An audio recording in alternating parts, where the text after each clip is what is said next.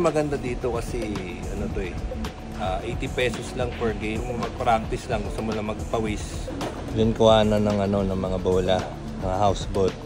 Hindi ko lang alam kung ano ni-renovate dito, pero alam ko ni-renovate. Na naglaro tayo last time dyan ng duckpin, ito yung nire-renovate na controller nila. Kita mo i-editin, ganun, i-reset, magpapangalan, ganun. Tapos walang pipindutin dito kasi parang kulang ng isa eh. Set pin.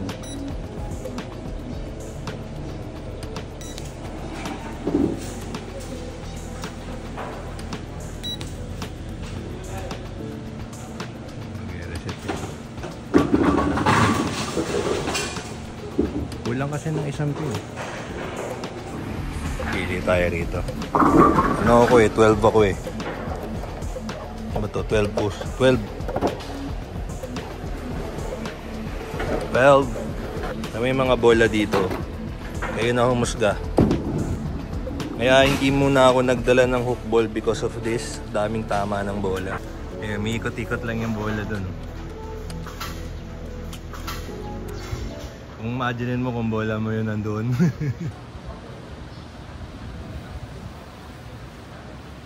Ay, straight ball mga kapatid.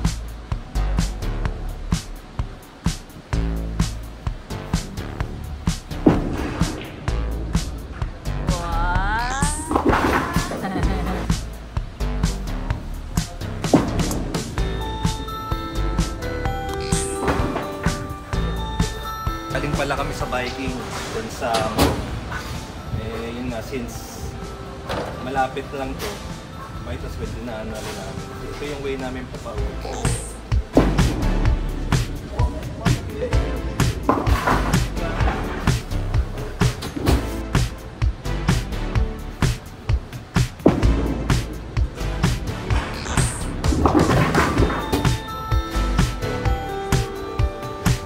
RCC.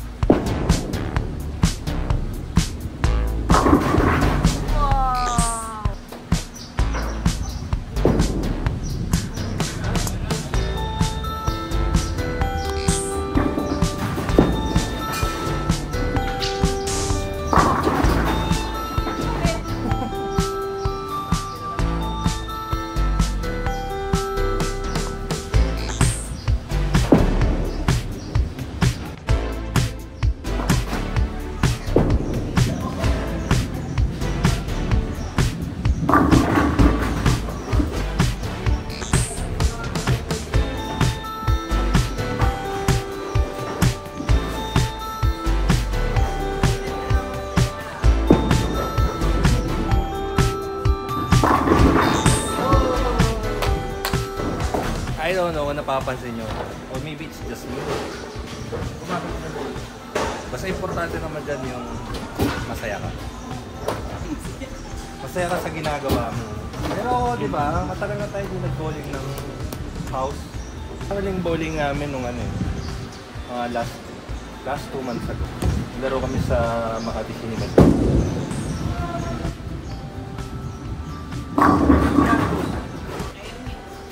Wala.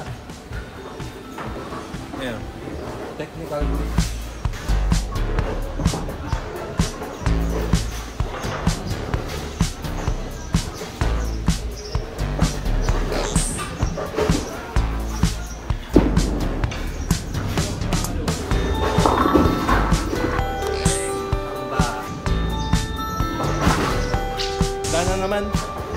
Sana naman oh.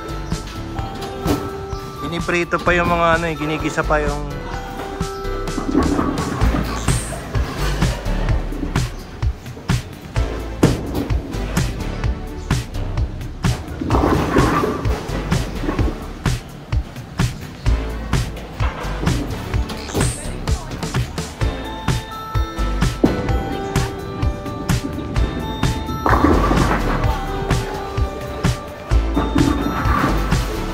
Ano naman? So, ayaw na kung na-notice nyo kung ilang beses tayo nag-reset. Siguro mga 4, 5.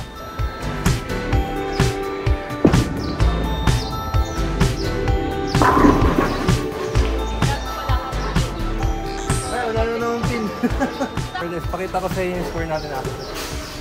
Sana mas try ko rin to.